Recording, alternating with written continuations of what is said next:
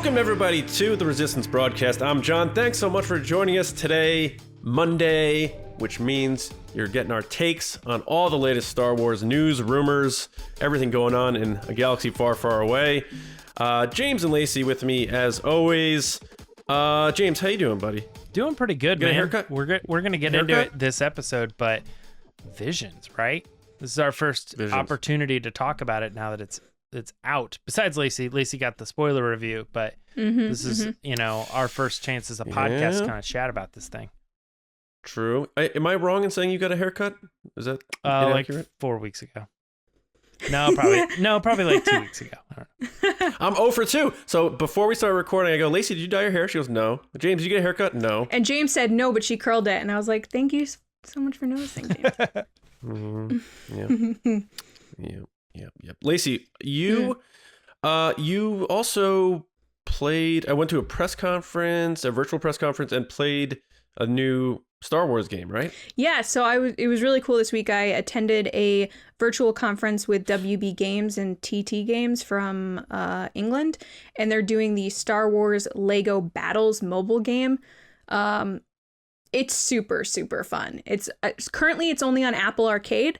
There are no in-app purchases. You can get any of the characters. They're doing monthly and weekly events that you can basically build up your card decks. It's like tower defense with Star Wars characters, but my favorite thing is that you can have armies of Ewoks and Porgs that attack Darth Vader. That's cool. Really funny. When the game launches, it's a good opportunity to take advantage of a 30-day. It launched on Friday. Oh, okay, yeah. So it's a good time now to use your 30 days of Apple Arcade for free. Yeah, and try it. Yeah. Because they give you that to get into it. And you can cancel. Cool. And it's kind of one of those things too. I'm pretty sure you can redeem and then immediately go to the cancel and it will be cool, this will automatically cancel in 30 days or whatever. It's not right. So you can just immediately know exactly how long you're going to have it and it just happens.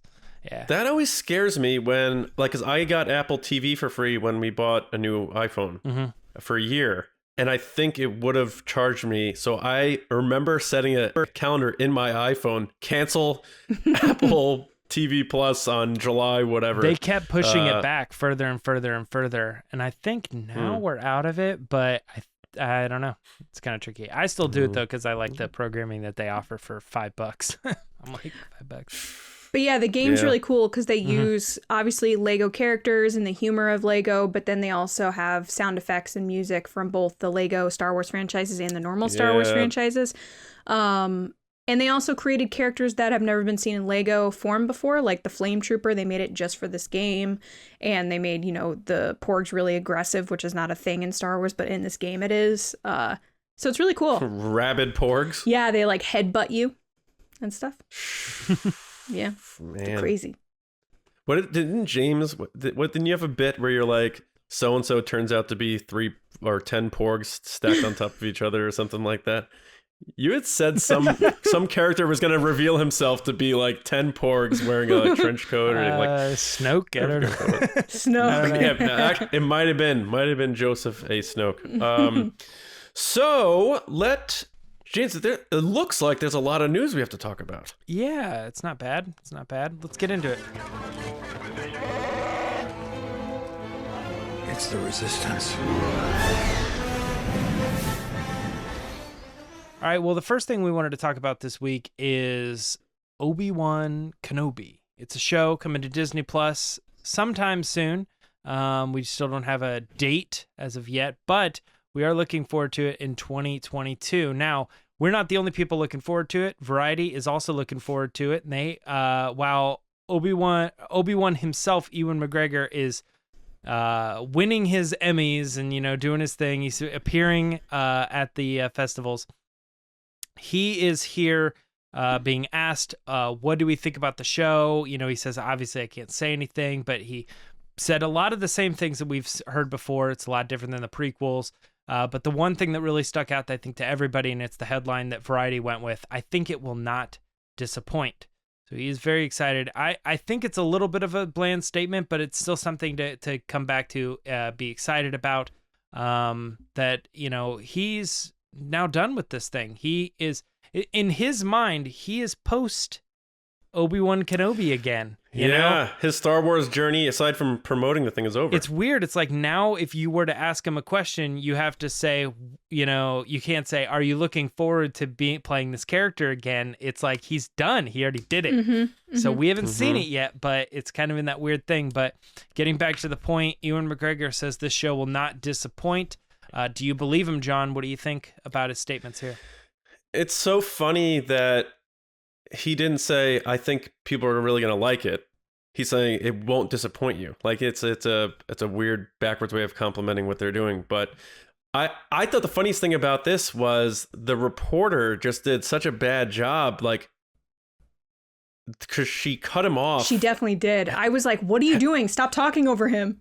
Yeah, he's still talking. She goes, thank you so much, congratulations. And he's like, and then the crew and stuff. And he's like, shut up. Like, I think to be fair, like she's trying to be polite and be professional, but like when there's like this sudden pause and you're like, I assume he's done. So you're like, okay, thank you for answering. Just anything you said was good. I appreciate it. But they just caught themselves at the wrong moments multiple times. And I was like, oh. Yeah, nothing was more cringe than people asking Gillian Anderson, that reporter that was like, so have you talked to Margaret Thatcher? And everyone's like, she's dead. And like, what are you talking about? Well, I would say the most cringy for Star Wars is Anthony Carboni and George Lucas. Oh yeah, that was George Lucas, but that was George. That was not. No, I know. Yeah. No, I know. Poor Anthony was like, oh god. Yeah, he's like, I'm making movies, and no one's gonna see them. Anthony's like, oh. I was listening to another pod, and they referenced that interview, and they were just like, they said they didn't. In their mind, they don't think George knew it was live. It was live stream. It was like, I'm going to do this interview, and they're gonna if edit they don't it, like it, they'll edit it, or they'll get rid of it. They won't ever. Yeah. But they didn't know it was live because he's there and he's like, starts yelling at Frank Marshall halfway through it. I'm making some new movies, and he's like, oh, cool. That's kind of something we haven't heard. And he's like, nobody's ever going to see him. And it's like, so why are you telling us? What is this? George's brain's still working before live streams, like he's still in the years before Prime. Yeah. And I'm pretty sure that's the interview where Frank Marshall walks up, Kathleen Kennedy's husband, who's, Jurassic Park and whatever. And he's like, Jurassic's #1. And George Lucas starts yelling at him like, we're going to squash you like a bug. Just like Carboni's like, what is happening right now? Reel it in. And then flash forward a couple years and Jonas would take over and Carboni's like, not again. Oh, yeah. So back to the Kenobi thing, it's I know it's not okay to say bad things about the prequels. Ewan McGregor doesn't seem to care about that. He is still pretty vocal in that there's some aspects of making those movies that he didn't enjoy as much, like all the green screens, blue screens, stuff like that. So he does bring that up. He's like, it was a much different experience. I really enjoyed the environments that they did. And I remember him first talking about it back in the day when he got to visit the set of the Mandalorian, and he like was licking his chops. Like he's so excited to be in that immersive, realized not environment. Looking at blue. Yeah, like I could keep thinking of Anthony Daniels walking through a blue screen, like just a complete wacky situation. But I think, like we've been saying, this show can't they can't miss. This has to be a hit. So I think all the changes they made with all the writers, all the things they did in terms of like, let's bring in one director and make it one vision, and the time that they put into it, I think they really wanted to make sure they weren't going to screw this one up. And if he's going to say, I don't think I feel like it will not disappoint, then I believe him. I don't think, there's been plenty of times where a band comes out with a new record and they're like, it's our best since our original record. And you listen to it and it's crap. But with this, I really feel like it's going to be something special. And I think he's such a good actor that the prequels are tough because of the environments, and he's looking at a CGI alien and hugging a sixth arm diner CGI floating thing, and in this one, you really give him you set him up to be successful because of what they have with all the technology and stuff, and he seems to really have enjoyed that. So I'm so excited to see this version of his Obi-Wan Kenobi, because I loved his version in the prequels too, even though the prequels aren't necessarily my favorite. I think he's going to absolutely crush this, especially with the modern technology. Deborah Chow, I think, is a wonderful director. So I'm really, really excited to see it. And anything he says about it, I believe him 100%. He's also he deserves these. He's also grown as an actor. Yes. Like he did the prequels at a certain point in his That's a life, great point. and Yeah. it's now been 20 years since then, and he's not like not a stab at Hayden Christensen, but like for instance, like Hayden Christensen kind of did those movies and then he backed off. You know what I mean? He kind of lived his life and went on and did other things. Like even though he is still involved in acting, he's not acting to the degree of Ewan McGregor, who's his own huge celebrity and has won awards and so many like movies that people are just like, dude, he goes all in. Like he's a great performance actor. Yeah, so that's a good point. So that there too. Lacey, what do you think about his comments on the show not disappointing? I agree with John. I don't think he's lying. I don't think he's exaggerating. And I think kind of playing off of what John said, where he didn't go like, it's the best thing you're ever going to see. I think he's leaving it at such a, it's not going to disappoint because he knows how epic it is. Like, I feel like oftentimes actors will hype things up and then you see them and you're like, why were they hyping this up? It's not that great. I think he's leaving it because he wants people to figure it out on their own, experience it on their own. But like, he's back as Obi-Wan Kenobi. This is what we've always wanted. This is what he wanted. He sounds just so confident every time he talks about it that it's hard for you not to be like super, super pumped. I love that he mentions Deborah Chow because she like is the best. I loved everything she did with The Mandalorian. Obviously she did Jessica Jones as well. She's just killer. So I am just so hyped for this series. I don't think I can be any more excited. And I keep saying that every time we get an interview or any type of tidbit that I'm like, I couldn't be more hyped. Like literally, this is the peak of hype for me. One thing I think of when it comes to actors, because like you say, James, he's done. You know, he knows what it is. He knows if it's good. Like he hasn't seen probably edited versions of it yet, but he knows the work and what went into it. So he is going to put his public reputation on the line and stand by that, and that's good. But then sometimes I think of like when actors know something maybe won't be that good and they get asked about it, like Emilia Clarke with Game of Thrones, and she goes, best season ever. Yeah, like she kept making faces and like her tone would change. He's been straight the whole time. This is awesome. I've loved it. It's been great. And it just makes me think of those interviews, especially the interview before Solo came out. He did an interview, I think, right before San Diego Comic-Con with Collider or something, where he was in a hotel room and they were like, so would you play Obi-Wan? He's like, I don't know. They haven't asked me. And now we find out that they have been talking about it for years. But there is something a little bit sad for me when you see him arrive on the red carpet with no beard and you're like, oh my gosh, he's done. Like this is it. Done. Because there's been such a buildup that you're just like, oh, it's just like Christmas is coming and then Christmas happens. And then after the fact, you're like, oh, I have to wait a full year before Christmas comes around again. Like there isn't another Christmas with this. This is it. Yeah. So I'm just like a little sad, but still hyped at the same time. That's how we're moving forward. And I don't want to set any expectations either, but John has brought up that it does make sense that they could surprise everybody and say Obi-Wan will be back. You know, they could do more with this if they really wanted to. I'm sure he would return. And I don't know. The only thing that is kind of crazy to me is, and Lacey, you brought up Deborah Chow. Like it does still surprise me kind of that they put so much weight on her.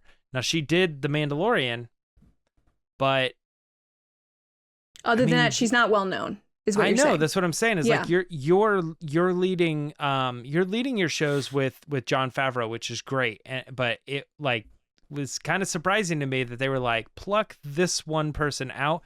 That's who gets the Obi-Wan story, and it's like that's a big deal. You would think they would want to bring in like someone really crazy. I mean, your other show is Robert Rodriguez. You know, it's like his it's career, the same level of notoriety where a normal fan would be like, who's Deborah? But they know who Robert Rodriguez is. They know who Jon Favreau is. I think they're doing the Marvel thing where it's like, you don't know these directors, but or Pixar, for instance, like, can you name the Pixar directors really? But like every one of them is excellent is because they're part of the machine now that has been like, this is how we're going to, and it's more than the director doing these things. But I mean, but that being said, like Deborah Chow, I imagine they'd played really well, listened to all the feedback, handled everything properly, understood the technology, and just probably out of this group of people they were looking at, she just seemed to fit the bill like absolutely perfectly. And that's not to say I don't think she's going to do a job. I think it's because she's an Asian woman director. They're really pumped that, they've gotten a diverse voice to tell this story. I think that's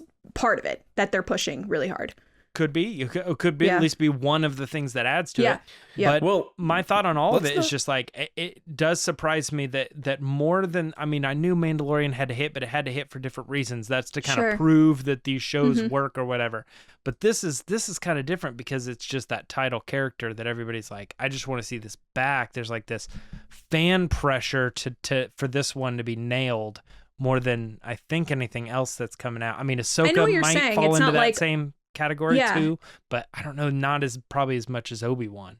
And it's not like, oh, J.J. Abrams is doing the series. So like I was just saying, like a normal non-Star Wars fan would look at this and be like, I don't know who Deborah Chow is. When they pull those crazy cards out of the side or whatever, it's like they had a couple directors, didn't really work out. Let's bring in Ron Howard to land this ship. And get it back on course kind of thing. So it's like, I think they're not taking a chance, and I don't want it to come off that way. And I imagine most people that listen to the Resistance broadcast know what I'm trying to say here, but I just think it's interesting that she's just kind of an unknown director, and this is going to help her career tremendously if she can pull this off, which I imagine she will. Let's not forget that she is the first female Star Wars director. Well, that's what I was saying. Yeah, absolutely. I think that's a big part of it. People keep talking about, Vic Mahoney did second unit, but in terms of like being the director, she's the first. And also first published, because we don't really know if there was a timeline of like they shot episode 4 before 3 or something. No, you're right. Technically, I don't know, but just for fun. Everyone's like Patty Jenkins, like doing the Star Wars movie, and no one's like Deborah Chow, and I think that's because you're right, Lacey, that she's not as more of a, like Patty Jenkins did Wonder Woman, so now she everyone knows her name. She's a household name, whereas Deborah isn't yet. So I think a big part of this is Ewan giving her credit where credit is due, in that she probably helped him push for this project. She was like his partner in crime, so to speak, and allowed him to collaborate on something that clearly is very important to him. So I think that he's constantly giving her credit because he wants people to know, like, hey, this isn't just me. There's a whole team behind this. And I wonder if Ewan spoke to like George Lucas about coming back. I don't know, but I love his voice, and I love every time he talks. So more interviews with Ewan, please. He's a very pleasant sounding man. It just reminds me of Moulin Rouge. It's just, he's so delightful. Well, getting into our next big thing now, if you haven't had an opportunity to check it out, Lacey did a spoiler review of Star Wars Visions. So if you've watched all of the episodes, it's a good thing to go and check out, kind of get her bits on the episodes as they come out. But now there's been a couple days, and John and I have both seen the show. And this is our first opportunity to kind of talk about it. So if you haven't seen it, we probably are going to talk spoilers here, talk a little bit about, what we liked about him and what we didn't like, stuff like that.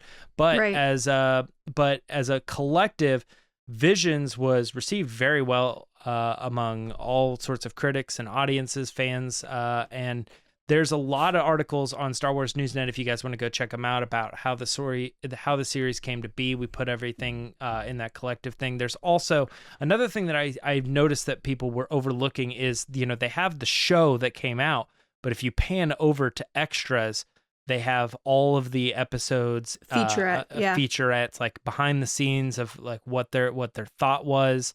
And why we want to develop it, and it was interviews with all the people involved in making the process and how those episodes came to be and the stories and everything. It's quite brilliant what they've done with Visions here. Lacey, I'm going to start with you on Visions because you're the person who's been with it the longest. So what are your thoughts on the show? Yeah, so I was lucky enough to get an early preview of the entire series, which is insane because I've never experienced that before. So thank you to Disney and Lucasfilm for letting me do that. I did do a spoiler review with every single episode on StarWarsNewsNet.com, a spoiler-free one as well as the video that I did, which I didn't really do the whole series in the video because I feel like you guys can go read my thoughts on every single episode, but I did highlight some of my favorite episodes, which were the twins, and I liked the Ninth Jedi. Those were my two favorites. Overall, I thought the series was amazing. I really enjoyed it. I loved how every episode was different. And over on Star Wars Newsnet, what we're kind of going to discuss tonight is there have been a lot of interviews that have come out with the team that created this series, and how the process consisted of them finding animation studios, but then allowing them to explore the galaxy the way they want to explore it, the way their aesthetic looks and style and narratives, and the hope of a season 2. A lot of people like myself want a season 2. I'd love to see more stories like this. And we've discussed here on the show a lot about canon versus non-canon. This series is not canon. It is totally not, but that's okay because it allowed the storytellers to tell, you know, the narratives and the characters and points of view that they wanted to tell. And I think Lucasfilm has done a great job explaining that, saying like, hey, we didn't want to put them into this box because they couldn't then create the stories and visuals that they wanted to create. So I really, really loved that. And I hope moving forward, I'd love to see obviously canon stories that would impact the timeline and what we know about Star Wars. But at the same time, I don't think it needs to be. And I think that's what I liked so much about the series is that they were able to do whatever they wanted to do. Mm-hmm. Yeah, that's a good point. John, what are your thoughts on Visions? Quickly. Before we get into it. How quick? 5 seconds. No, I'm saying just like, just give me a quick thoughts on it, and then we can kind of talk a little bit more. I'm not a big anime fan, but I'm a big Star Wars fan, so I watched this. I'm actually really interested to hear what you think because of that, because I know James and I have anime series that we love. So I liked it. I watched the dubbed version. Because I didn't want to read, I wanted to absorb all the visuals and stuff. I'll probably check out the other version too, just for respecting the original element of it. But the dub was very good. I'm normally the person that's like, the dub's not great. It was very good. They got top-notch people to do it. I like the twins too. And you know what's funny about that episode is it made me, and this is, people are going to be mad at this, but it's that what my first thought was, I kind of wish Rey and Kylo Ren were brother and sister. Why are people going to hate you for that? Because, well, you know why. But well, I'm saying like in a parallel universe where these kind of stories lie in the multiverse that we've been discussing, Marvel versus Star Wars, they could have been. They could have been. And I think that the twins thing, what made me interested about it is because oftentimes we've discussed here on the show, and I know, James, you've brought it up numerous times, is the idea of Luke and Leia were bad and did know, you know, their dark side from an early point in their lives and how that would change. So I don't think you need to be guilty or feel I thought it was cool that the Ninth Jedi one, very cool. I loved how just visually the characters looked in that one. But I thought it all was really interesting. As a non-anime fan, I really enjoyed it. Which one was your favorite? It's either like the two you picked, the twins or the Ninth Jedi, I think. Would be my favorites, but I enjoyed it, you know, and I would say if I didn't. So I thought it was cool. I'm glad, like you said, that it wasn't canon, because maybe these studios don't want to do it if they had to like play by these rules and send stuff to Lucasfilm to approve the storyline and where it's stuff. So like you said, give them the canvas and let them have fun, and fans can also cool out a little bit, because sometimes canon, like, you know, we're going to talk about it probably Thursday, but sometimes fans get so wrapped up in canon that you forget to enjoy yourself. I was trying not to spoil that. I wanted you to be able to say that for Thursday. So I was like, we're going sometimes to talk about this on the show. So, well, I guess we can tell them now Thursday. So for anyone looking for the podcast Thursday morning, don't, because we're going to be doing a live show Thursday night. We're back. We're live, baby. TRB. We're live, baby. So James, Dragon Ball Z fan, what'd you think? Visions, yeah. So it's crazy because, like, to me, I really liked this, and it kind of conflicts with me and my canon thoughts. You know, I imagine that show will probably be pretty interesting now that we're in a post, like, this big thing came out, and I really liked it, and it was not canon. But I think part of the reason that I was okay with it being not canon is a story. Like, take the twins, for instance, or actually probably the duel might be a good example because it's the first episode. Nothing about that felt Star Wars at all. It almost, in a way, it felt like you were watching something that wasn't Star Wars, that they would put in things to make it yes, Star Wars. elements of Star Wars. That's how I felt about it. So like, Yeah. like had that not been a lightsaber, you would have just been like, oh, this is crazy. And there's some androids and some bandits and they're using some sort of spiritual power. Like this is kind of interesting. And it almost didn't feel Star Wars. But then as soon as they put in those things that really were like, oh, this is very clearly Star Wars. But the other thing about it is there's more to it than just a simple thing like a lightsaber. Like when you start to watch those featurettes, they really go into detail about why this particular thing is Star Wars. And I'm like, I did not even pick up on so much of that stuff. Yeah. Please go watch those featurettes. They will open your world to how much more in depth these are. The winks, the nods, the reason they fit in with the lore of Star Wars and what makes and how much they love Star Wars too. Like you learn from the creators how much it affected them. Yeah. So the thing is I was watching them. I was like, surely there's going to be some of these that I don't like, and I really liked all of them. And I am having a hard time picking a favorite because it feels like when you pick one, it means that it's above all the others, and the others were just so good. It was so tricky. I can't really put it together. One thing that I will say though that really stuck out moments? To me. Yeah, moments that stuck out. Well, one that really does stick out to me, and I was surprised that when you get into the behind the scenes, it was the one they were probably the least sure about, and that's Tatooine Rhapsody. And I think one of the things is because the element of the band thing, you might say that's what I'm connecting with, but I actually don't think it's that. I absolutely think it's the music.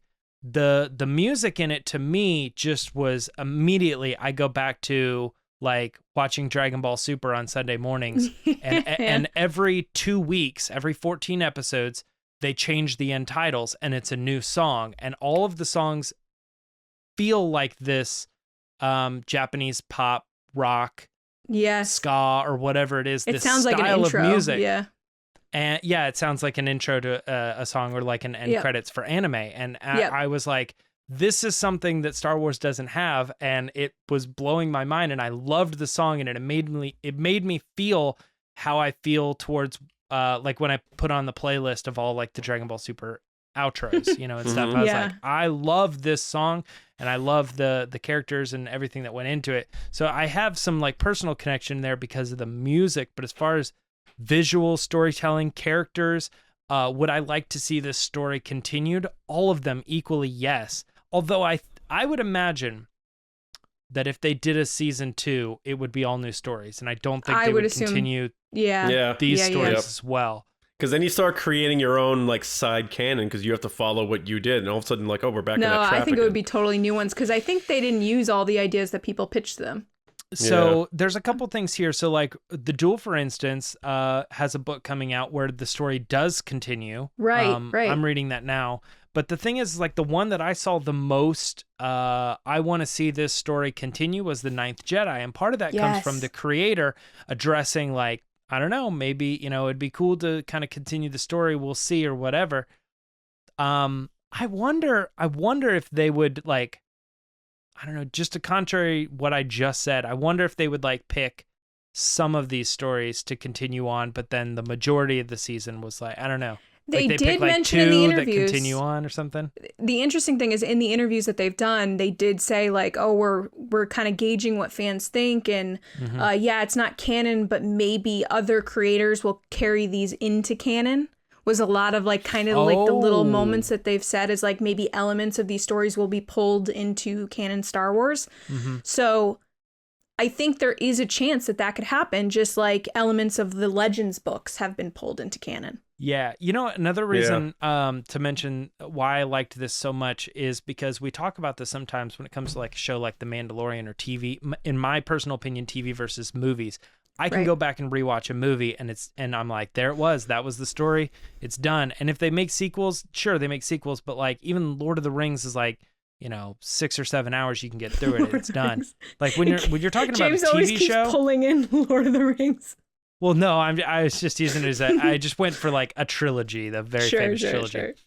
But the thing is like, so with these shows like Mandalorian, it's like it becomes increasingly difficult to relive that story. And I love this because if I'm ever in my day and I'm thinking about Obi-Wan or something like that, I can go back and relive the story of that droid who wanted to be a Jedi. That was my least favorite. Was it? Yeah, which is my least favorite was the one you just said you loved with the band, so I apologize. Oh, no, yeah. It's just, but I kind of love, though, that, because I noticed this on my review, that some people were like, I really didn't dig this. This was my thing. What I love about Star Wars is that you can pick and choose what you like, and that people have differing opinions about things. So, James, I actually wanted to ask, the reason I say that is because I want to know, did you like that one, and why did you like it? Because my response to it was I felt like it was very rushed from point A to point B with the character with only, 12, 13 minutes. Oh, yeah. I mean, I liked it specifically because one thing is the animation right away. It took me back to like Astro Boy and like the original anime. Also reminded me a lot of like the Mega Man style of animation as well. It looks like B and Puppycat to me, which is more recent. I liked the idea of this person who was a Jedi and he survived Order 66 and now he's like created this droid, or he has this droid, and there was something magical about the droid in the sense of like he was very Pinocchio, and he was very Luke, like he was dreaming of this childlike thing. So you're like talking about a puppet that wants to be a boy, or you're talking about a boy that wants to be a hero, or you're talking about Rey who's like looking at she's wanting ships that family or that thing, that sense of purpose and all this thing. And it's like, it's kind of something that's being presented in the sense of like, it's a droid. How can a droid be a Jedi? You can't. There's just literal limitations to this where you will never be that. And him being able to overcome it, I don't know. I loved these. I love all these stories. Are you about to cry? I was just, when I'm describing what makes Star Wars, I'm like, yeah. No, I like that. I like that too. It makes me feel guilty that it wasn't my favorite. No, I mean, but that's the thing is like... His midichlorian count is 0 though, James, right? Yeah, I guess so, but this is non-canon. I did like his like Gundam wing kind of upgrade when he combined with the other droid. When you had like the wing thing. I thought that was really cool. And the Inquisitor bad guy was cool. Yeah, I mean, like, I definitely liked the twins, for instance, where they were reimagining some of the lore. Like, I think in this sense, you kind of had, you had Han Solo and Luke Skywalker, and then you had, like, kind of a Leia and a Vader kind of character. And it was James, like did you watch my four review? of them? What? I'm just joking. Oh, no. I'm joking because we're saying the same things. It's great. Oh, really? Okay. So, like, here's the thing about your review, actually, specifically, if you want to know the truth. I watched some of them as I was watching them, but I was getting nervous of when to stop watching your video. No worries. It's just funny. I love when we're saying the exact same thing, because I said that he's a combination of Han and Luke. Like he was. It's almost like you guys finish each other's sentences. I stole that from Ben Stiller. Well, okay, so but what are some other ones that you guys liked? I mean, like, what did we think about say The Village Bride, for instance? Well, that one was very out there, I felt. For like I was watching that and this is no offense to you, John. I was watching it and I was like, John's not gonna like this one. Because it seemed very anime to me. Like there were a lot of elements that if you're not an anime fan, you'd be like, I don't understand this. Yeah, but I loved it. There was something about the like just experiencing the first one first and seeing that like charcoal pencil aesthetic, and I was like, this is really friggin' cool. Yeah. Really? It was a great way to kick it off. Someone had their hand and they were like doing shading, and I don't know how they actually made it, if they did it with computers or what, but I thought that was really cool, and I think that stuck with me. That one's the Duel. The Duel with Ronan, yep. Yeah. That R2 one had the straw hat. That made me laugh so hard. Yeah, and I think they used the original R2 sound effects from A New Hope in that one. It's just something about that one I really enjoyed. Like I said, the twins, and then the last one I loved. Akikiri. I that don't know one how to with say it. Henry Golding, it gutted me. That one was terrible in the sense of not terrible as a story, as in I was so depressed, and then that's the end, and I was like, that's the one they end on? I was like having flashbacks to like my favorite characters dying. That was one that in particular I loved watching the behind the scenes on, because they mentioned things that I probably would not have picked out. Like, for instance, that the two characters that they're riding with are R2-D2 and C-3PO. Yeah, the comic relief characters, like short and fat, tall and skinny. George Takei. And they clash with your leads because they're opposite. They want to do opposite what your like hero wants to do and stuff. And they were singing and they were like, "Shut up!" yeah. But the whole story of him like being in love with this girl and then like accidentally killing her, and it was very Anakin, in a sense. And I think that's what a lot of people were probably picking up on, and that he chose to go to the dark side in order to bring her back. It's good. Although the only question I have with that one is, I don't know why he didn't like bring her back and then just be like, all right. but he's too honorable to his word. He said, I will become a Sith if you just let her live. So he's just honorable. And man. what's so funny is my brain immediately wants to go, well, if he formed a dyad, could they? And I'm thinking, not canon, doesn't matter. Yeah, it doesn't matter. Right. Like, do whatever you want. It was just so depressing to watch. I'm not gonna lie. I was like, "That's the way it ends." So for me, it's 1, 3, 5, and 9 are the ones I like. So the most. let me ask you guys, because I've said this many times. I love all of them, but I'm curious why the Ninth Jedi to you is sticking out as it is with everybody else. What is it about the Ninth Jedi more than some of these other stories that are popping for you guys?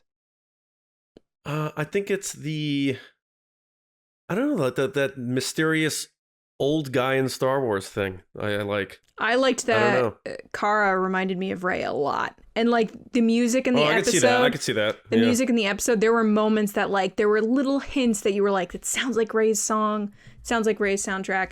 And that they used inspiration from Leia in Return of the Jedi for her outfits in the speeder chase scene. I loved the idea that they were trying to bring the Jedi back, and then you have this group of people and the one guy that actually is a Jedi and then the rest aren't. Like, I loved that twist. And I loved the twist that the guy was inside the steward droid the whole time. Like, he's like, surprise, I was here the whole time. And then the way there it were ends... some fun twists for sure, yeah. Right. And then it ends with, like, the one guy, I believe his name's Ogden or Odin. He decides to be like, oh, you're right. I don't know why I went to the dark side. I'll come back. And I'm like, wait, really? That's all it takes for someone to just be like... Well, yeah.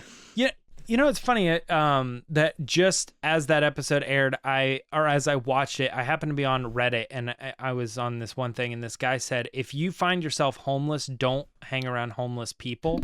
And it had more to do with like when you're in a group of collective mindset, it just like presses welcome on to you the internet. Yes. Well, I understand that. Yeah. So it was funny that I read that like right after watching that, because his switch does seem very fast, but he has been traveling with these people, and as soon as they're dying, like all of a sudden that energy is like releasing, and he's like, holy crap. It's not something that, I mean, it's almost within the own lore of this story. You could see that because they changed some things about how quickly a lightsaber can change. His lightsaber went from red to purple to blue in a matter of like minutes. Oh, I was going to ask you guys what you thought about that, where they grab it and it turns a certain color. If you guys like that, I'm saying. or there didn't were a like lot that. I think it's cool. It's definitely an interesting idea, and I think it exemplifies what we already know about lightsabers. Right, but that I think a lot of people don't know. Like I usually stick to that. What does the lightsaber color mean? And I think people are like, it means it's purple and it looks cool or whatever. And I'm like, no, I want to know what that stuff really means, and I think that this story was green, right? Exemplified that.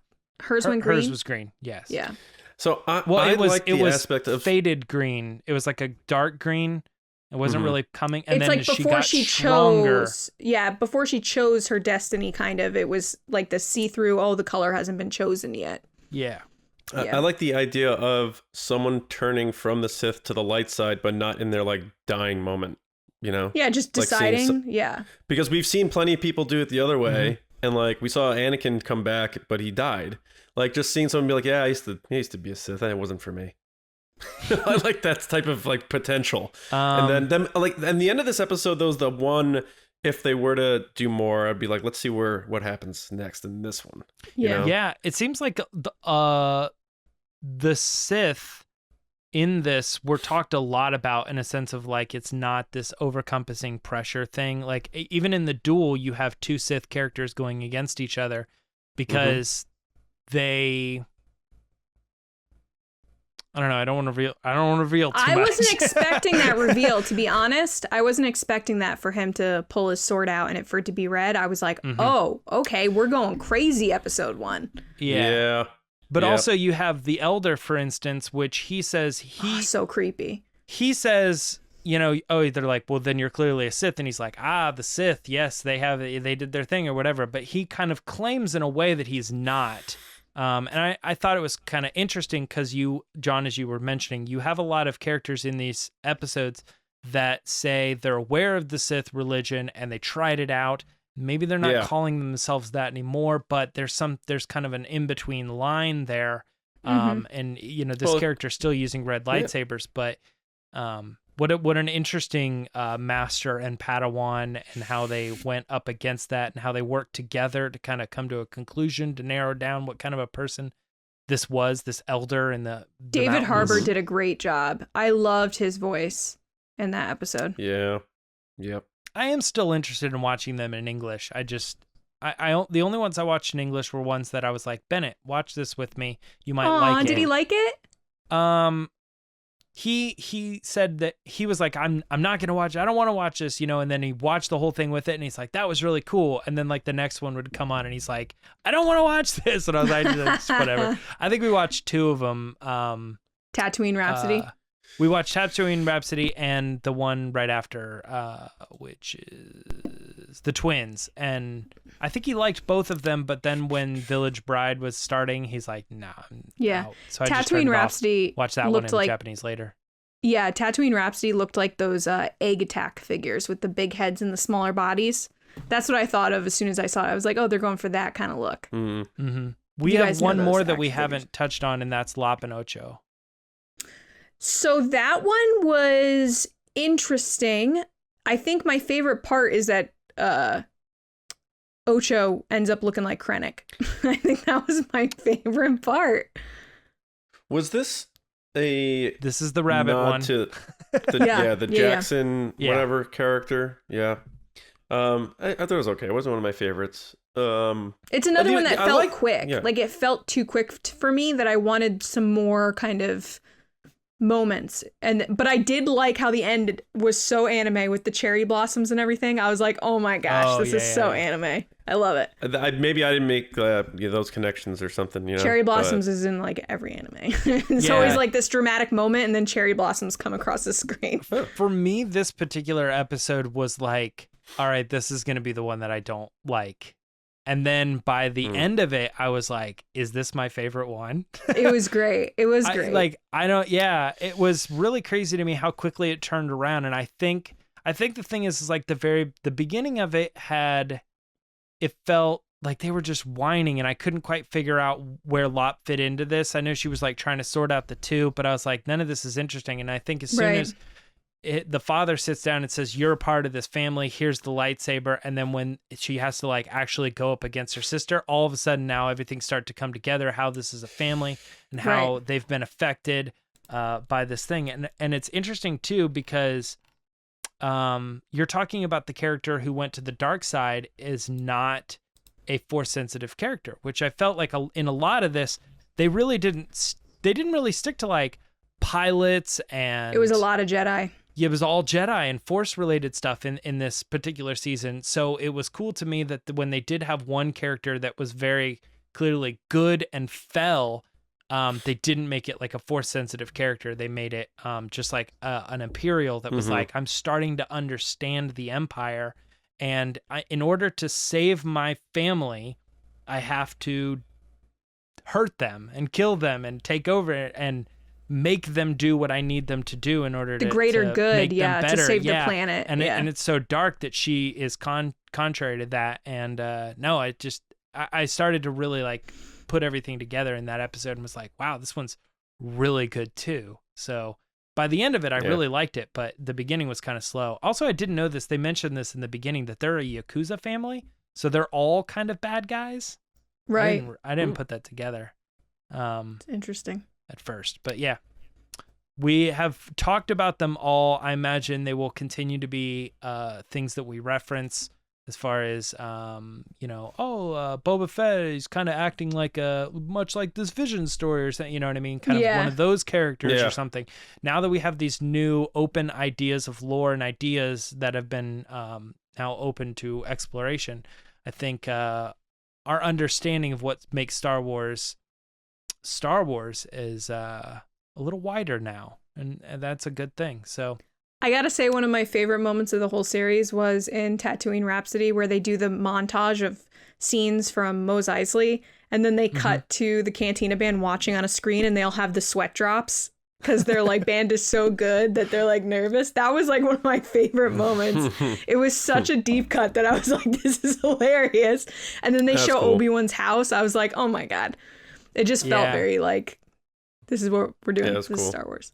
Yeah, I like that one, man, with them coming back to get their friend, like no matter what. But then they I knew you were gonna love that becoming, one. When I watched it, I was like, "This is gonna be James." I think it's just the music thing. You connect to it or whatever. But I don't know. But we have some more news to talk about, and that is all in the Mandalorian world of Star Wars. So there was a lot of kind of things that all kind of pieced together around the potential shooting of season 3 that's about to happen. A lot of those things were that it was reported that composer Ludwig Göransson, I used to say it right, now I can't, but he is coming back to score not the Mandalorian but the Book of Boba Fett, so he's kind of continuing his Mandalorian world as he moves into Book of Boba Fett. And then we just in other interviews we saw Katee Sackhoff and Giancarlo Esposito doing interviews for the possibilities of their characters returning.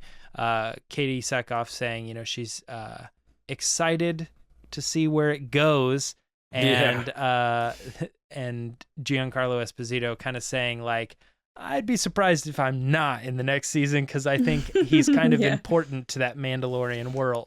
I wonder if he got an email that was like, you need to stop saying things. Yeah, I think he got an email that said, you do know his first name is not Moff, right?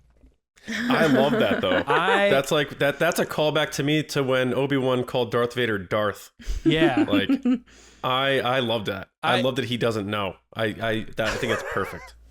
I'm glad that you agree with me too, because I was like, in my head coming up with a defense for, no, I really think this actor just doesn't know. I think he believes that he's unaware that that's a title and not the character's name. It's like Domhnall Gleeson not knowing what his character's name was when he's getting interviewed, and someone's like, it's Armitage, and he was just like, wait, what? That's my name? He goes, I have a first name? Yeah. I remember him specifically saying that would have been great to know because I could have. And someone was like, yeah, you have a cat that. too. He's like, what?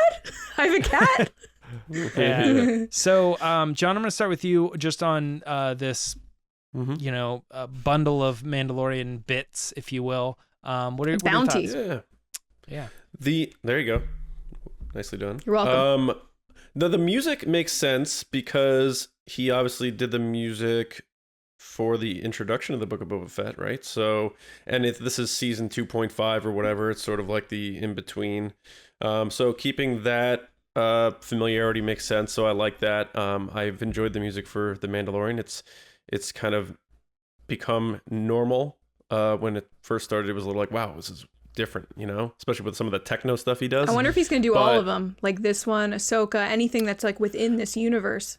I don't know about that, but I what I do like is that since this is sandwiched in the Mandalorian thing, that's probably why they wanted to bring it back, and the fact that it came back is cool. Yeah. But the other stuff, the Katee Sackhoff thing, it's a very quick, but one thing that she said, she's spilling the beans without doing it by saying like, there's the unfinished business thing. They're gonna make Bo-Katan kind of a villain, I think. Like I've been thinking, she's gonna get so obsessed, I think, with that Darksaber that she's gonna. Yeah, you've said that. Yeah, so that's what I think they're gonna do there with her, and I like what Giancarlo Esposito said. He's restoring my faith because I'm worried about Moff Gideon kind of like becoming like a folly, like a gag at the end of season 2, where he gets knocked out and he falls down, he tries to kill himself. I'm like, what? Come on. So like him saying like he's very important to this story going forward, that made me happy to hear. And then at the end, when he was like kind of being coy with the reporter, he's like, "You'll see me, baby." I was like, all right. Giddy for Gideon again. I have a backstory in my head of why my parents named me Moff. yeah. And I love that he doesn't know. It makes it okay for fans to not always have to try to know Star Wars and like stuff. Like these actors don't really know, and so right. It keeps it fresh and fun, and remembering that this guy's an actor doing a part, and he's not so obsessed with it. Which is gotcha. Okay. So Lacey, what were your thoughts on all these different things? Most notably the thoughts on Ludwig coming back and doing multiple things, because I think I actually agree with you more than John on that one. So the reason I said that is if, he did the music for the Ahsoka episode and where Boba Fett comes in, if they wanted to keep a cohesive sound to this kind of universe like John Williams does, wouldn't you bring back the same person that has similar music that already has created music for these characters, so that even though they're different series with different directors or maybe even a slightly different look, they have that underlying music from the same person? That's what I was thinking anyway, because it could be the thing that ties them all together. Plus, it seems that Jon Favreau and Dave Filoni, but definitely Jon Favreau, loves working with him. And from the moment he did that little like recorder, like woo, he was like, "Oh, that's it. That's the theme. They have felt very loose on the music. Like it's almost like their least. I could be way wrong, but it feels like it's their least controlling thing. Where they're like, "Hey, man, whatever you think is good, you show us what you got, and you need a bathtub. We got you. Trust you. We don't really have a lot of direction on the music itself." And when he comes back, it shows that they're like, "This is it." It's like the first draft. They're like, "Is this the final? This is good. This is what's going in the show." And he's like, "I'm going to make it better, guys. Chill out." So, the other stuff is pretty straightforward. I agree with John. I think that Bo-Katan she's leaning on that kind of evil train, because they do need a villain, and it would make it more exciting if it wasn't just Moff Gideon, not first name Gideon. Yeah, so when she says unfinished business, do you think she's talking about Darksaber? Or do you think she's talking about Gideon? I think she's talking about the Darksaber. I think she's talking about, she wants this thing, she didn't get it, she's now stuck in this difficult position that she has to kill the Mandalorian, right? Like that's I want to make sure I get this correct. It's not just like they have to battle; she has to literally kill him, right? No, I think she just has to defeat him. Yeah, because right now he like Mandalorian. I thought she had to kill him too. Well, for instance, she's not dead. I think that's just what's happened. So she that's got in the my head. Darksaber taken from her, and she's not dead. Also, now Mandalorian Din Djarin is now the current owner of the Darksaber. But Gideon is not dead. So that's true. I don't know. I guess because past references outside of Bo-Katan, I'm like, oh, everyone's killed that person to have it, but that totally makes sense. Like Maul did kill to get the saber, right? So it's like, that makes sense. I think her stuff and everything that she said, even from the moment that, we talked about this years ago when she was interviewed, I think at D23 or something, where she was like, "Oh, I signed an NDA. I don't know." Like, James, I remember you were like, "She's in this, guys. She's in this." Like, you were so quick to say that. You were like, "She is." That was on the Collider, the Christian thing. He was interviewing her, if you remember. Oh, okay. Yeah, it was some type of NDA. But she's done a really good job of just kind of teasing, but not saying too much. But I think John is completely right. Like, unfinished business to me means the Darksaber. Because she doesn't care at this point about Moff Gideon and anything else. She just wants that thing, that legacy and reputation restored to her. Yeah. As well as with Giancarlo Esposito, I jokingly said it earlier, but I really do think he got an email where they were like, "Hey, you gotta kind of dial it back a little bit," because he was like, every interview we've been talking about here on the show, it's like, oh, he dropped this little tidbit or he said this, and now all of a sudden he's on a red carpet with Variety and he's just like, oh, maybe I'll be there, and you're like, at a Comic-Con you said you were filming soon, so which one is it? But he's, as usual, a delight. I love that he thanked everybody that's involved, including Kathleen Kennedy, about how he's loved being a part of this show. And I think it's surprised everyone, and even us as fans, it's kind of surprised us how big this show has gotten. because even though it is Star Wars, I think we didn't really know what to expect with this series. And from the moment that Baby Yoda, you know, Grogu came on screen and how big it got and how everybody was involved, I think the actors even were like, okay, this is going to be big. Obviously, it's Star Wars, it's pop culture. But I don't think they understood how big it was going to get. Well, yeah, and if Jon Favreau comes to you and says, hey, I have a character in mind for you. Like, I wrote it for you, no? yeah.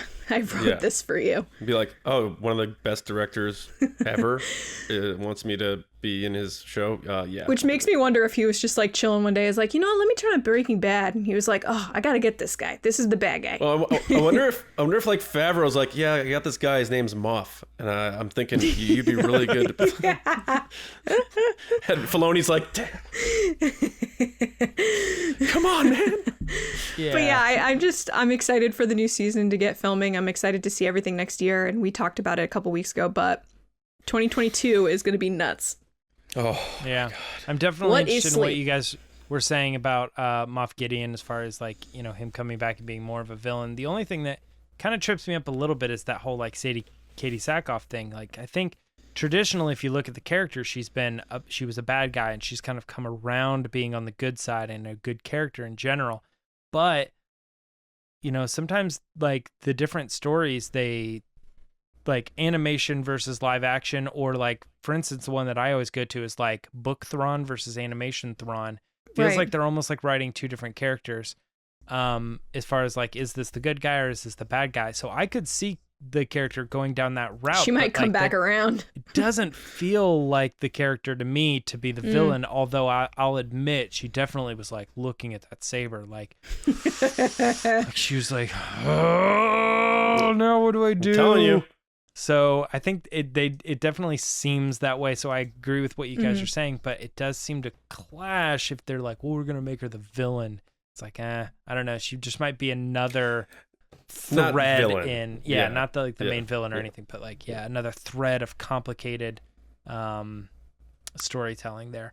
That is it for the Mandalorian bits there. I mean, guys, this was a big week. We have a couple other things we wanted to mention really quickly, and that is that there's going to be a new special on Boba Fett's history and his legacy, and that is arriving on Disney Plus Day, which is November 12th. We don't really know a whole lot about that, but they have said, you know, there's going to be a special. It's about Boba Fett, and we can kind of speculate a little that might be a good spot for a trailer. If any of you guys followed our Patreon special or whatever, we kind of talked about that with Chris, who's one of our Spice Runners.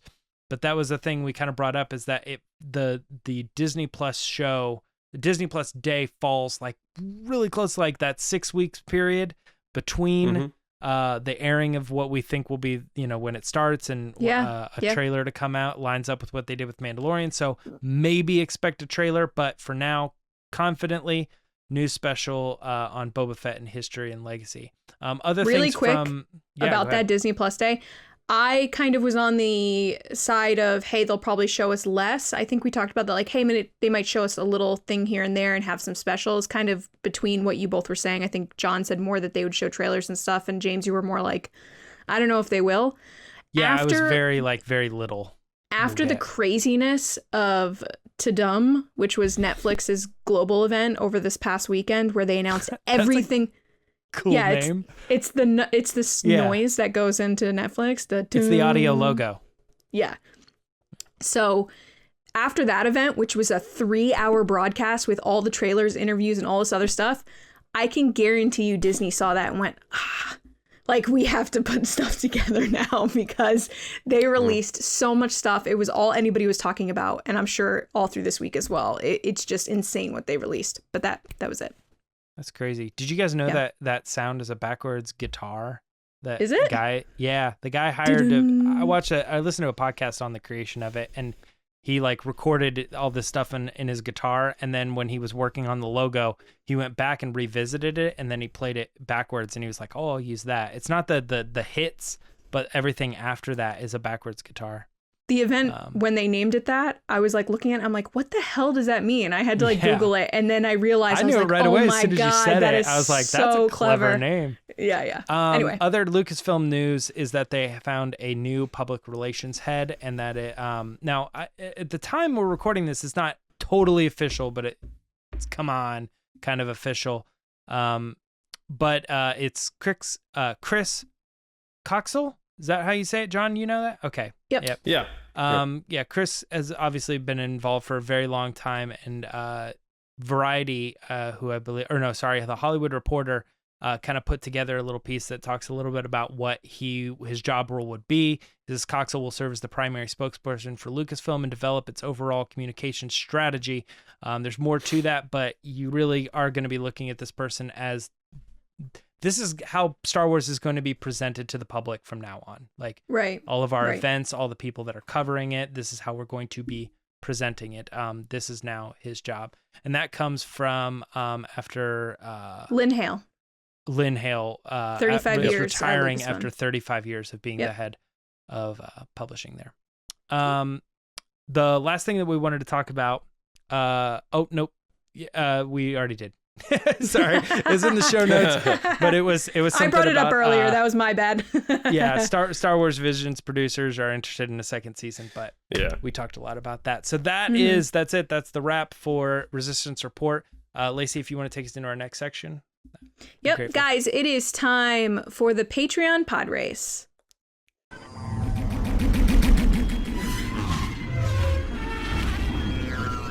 So there are lots of ways you could support us. You can like this video, comment, subscribe on any of the audio platforms. Follow us on Twitter at RBATSWNN or on Instagram at The Resistance Broadcast. But if you want more, including special live streams, like coming up soon on October 7th, we're doing the Lego holiday special with you guys. As well as, as Spice Run chats that we do with our Spice Runners. We do, Q&As, all different types of stuff, as well as our normal weekly content, polls, etc. You can head over to patreon.com/resistance broadcast starting at $2 a month. That's it, $2.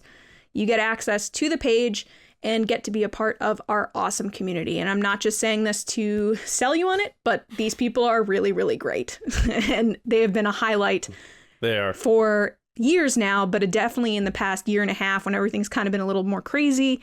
They have been that kind of solid ground, solid rock underneath TRB to kind of get us through the craziest of times. So thank you guys so much. So first I want to say thank you to our generals and Spice Runners. So I apologize. I'm going to take a breath probably in the middle of this. So thank you to Carmelo, Andrew Staley, Jeremy Myers, John Reese, Jetta Rosewater, Paul Olson, Jake Houchins, Oliver Lewis, Frank Grande, Haas, Joe Ritchie, Darth Hurricane, John Chorlton, Nick Kratz, Christian Morales, Brian Smith, Matt Chitty, and Val Trichkoff. I did it. Oh my God. Okay. So then Spice Runners, David Probus, Neel Shah, Double C Chris, who just did our Spice Run chat. It was awesome. Yes, you can get access to that again, just $2. Kendall Gelnar, Ryan Waara, Dave Hornak, Micah Harrison, and Thomas Hennessy. Thank you guys so much for your support. So this is the part of the show that we let you guys be, the generals and Spice Runners, be a part of it. So this week we have General Andrew Staley, one of our OG generals, really, really awesome guy. Oh, yeah. We asked him, what is your fondest, happiest memories from seeing The Phantom Menace when Star Wars returned in 1999? Andrew, take it away. So there are three things I actually remember pretty vividly from 1999 when The Phantom Menace released. The first being the toy line that came out with all the products. I remember going to the local stores, specifically hunting certain products like action figures and lightsabers. The second thing was the promo through KFC, Pizza Hut, and Taco Bell, where they did all the cups and the characters were on the box tops at Pizza Hut. And we were going and looking for certain items from those vendors. And the third item was when Jeff Gordon ran his Bush Series car in 1999, he had sponsorship from Pepsi, and they actually ran a Phantom Menace Pepsi paint scheme. And then they made a die cast and a bunch of other stuff, and I actually bought quite a bit of those things as well. So I thought that was really neat that Star Wars and NASCAR came together, two of the things I really love. That's all I got for you guys. I really appreciate it, and I hope everybody's doing well. May the Force be with you. Nice job, Andrew. Always awesome to have you on the show. John, what did you think? I didn't know the thing about the NASCAR stuff. I think that's so cool. That because Jeff Gordon was like the Michael Jordan of auto racing. Right. And so the fact that they had him with a Phantom Menace paint scheme, I learned something. So thank you, Andrew. That's cool. I do remember the fast food campaigns very well with a lot of those toys. specifically Taco Bell, because I liked Taco Bell back then. You still like it now. Everybody likes it now. And if you everyone don't, likes you're Taco lying. Bell. Yeah, that's true. Get Crunch the chicken wraps. taco. It's too small, but it tastes good. I do remember the toys being a big deal as well. I remember getting the Maul lightsaber and breaking it like immediately. Like the button stopped working, and then I think it even may have broken in half. I remember and the I had cups. the Qui-Gon one too. Yeah. Yeah. So your answer definitely jogged a lot of fun nostalgia memories for me. So great job, man. As always, and may the force be with you too, buddy. James? Yeah. I don't think any of us, any of the three of us knew the Jeff Gordon thing, so that was kind of interesting. Between the three, I was like, oh yeah, the toys, that's a big deal. But I was like, yes, the fast food stuff. But even more so, one that he left out of this was the Pepsi branding of all of the characters on the different cans. Cans, yes. Yes, With the yeah. gold Your cans. Pepsis, your Diet Pepsis, and your Mountain Dew. Yeah. Like, yeah, I that's like the number one thing for me when it comes to like the marketing of the movie that pops out to me, more so than the toys and the other fast food campaigns, was just that Pepsi run. Because I felt genuine, like, I don't know, there was something just about like, oh man, they're putting them on the Pepsi cans. That's like, Right. that's a big deal. This is a moment. Like, we are, this is a cultural moment. This is how big Star Wars coming back is. So it was pretty crazy time. That's the one that sticks out to me. And occasionally I'll run across them. Like if you see them like at a thrift store or something like that. Have you ever Right. That seen? unopened, yeah. Yeah. And you're like, whoa, that's wild. But all three really good answers, and I totally understand you as a racer too. You would connect with the Jeff Gordon things. That made a lot of sense. But yeah, like I said, great answers on all three of them. So glad you did the pod race, and thanks for being a general, man. Seriously. Andrew, as usual, you did an awesome job. We love having you on the show. I agree with these guys. The fast food stuff definitely sticks out to me the most. I don't know why. It's just, I guess we were all like somewhat younger little kids that those are the things you remember on commercials between shows and cartoons, is like, oh man, Taco Bell, they got those cool cups and stuff. And I remember begging my mom to go. So, but yeah, awesome answer. And now we're going to head to John.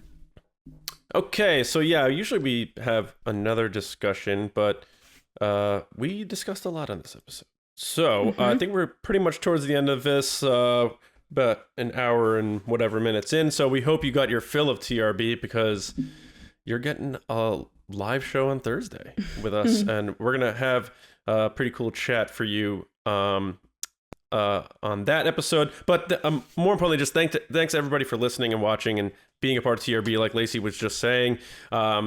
Subscribe where you got to, but spread the word too. Word of mouth is huge, and we're seeing people who've not only been sticking around, but also we're growing in some platforms in a time where Star Wars has been in a bit of a lull. So thank you so much to everybody who's listening and watching and being a part of what we do here. So also, like James said, Star Wars Newsnet for all of your Star Wars news, reviews, editorials, information, and more. You can find me on Twitter at Johnny Hoey, Star Wars Newsnet, and my movie podcast, Just Like the Movies. Just did an episode on Team America, World Police, if you want to get some laughs. James? That was a particularly funny episode. Thanks, man. Yeah. I really was like, man, laughing my whole way through, forgetting so much of that movie. And coming back, Gary? Like, Gary? Yeah. So good. All right. But you guys can find me on Twitter and Thanks, Instagram at Myra Trunks. Lacey. People can find me on Twitter and Instagram at Lacey Gillerin. And for once, I actually have stuff to say. I did the Visions things, like I said in the show. I recently did a coverage of the Lego Star Wars Battles game. I'm going to be doing a review this week, as well as I did some Hasbro releases for the droid figures. And just a reminder that in the next month, in October, we have HasCon coming up again. So more Hasbro stuff. Very good. Wow. All right. Thank you, everybody. And we will see you. Remember, no new episode Thursday morning, but we hope to see you live Thursday night. We'll post the time on social media. We'll make sure you know. We're going to annoy you with all the specifics very soon. So thank you all very much, and we'll see you next time right here on the Resistance broadcast. See you around, kids.